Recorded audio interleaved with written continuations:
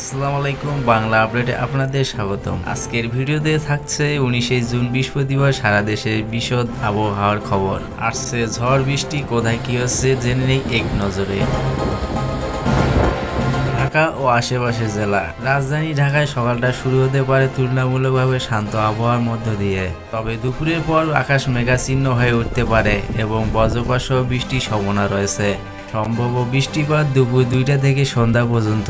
সর্বোচ্চ তাপমাত্রা থাকবে 31 ডিগ্রি সেলসিয়াস, সর্বনিম্ন 26 ডিগ্রি সেলসিয়াস।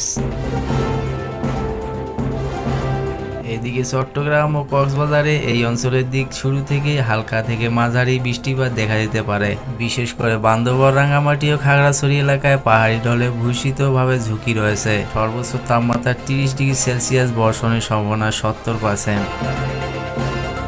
সিলেট বিভাগ। সিলেটে আকাশে থাকবে ঘন মেঘাচ্ছন্ন সঙ্গে ভারী বৃষ্টির সম্ভাবনা।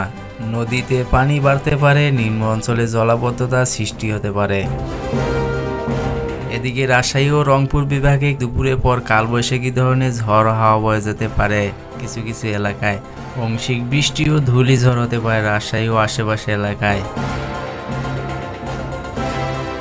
খুলনা ও বরিশালে এখানে তাপমাত্রা থাকবে তুলনামূলক বেশি। দিনে গরম অনুভূত হতে বিকাল দিকে ছিটেফোঁটা বৃষ্টি হতে পারে। গড় তাপমাত্রা 33 ডিগ্রি সেলসিয়াস। বরিশালে সম্ভবত বজ্র বৃষ্টি।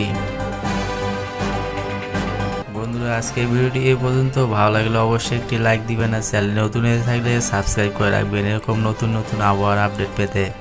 ধন্যবাদ। সবাই ভালো থাকবেন, সুস্থ থাকবেন।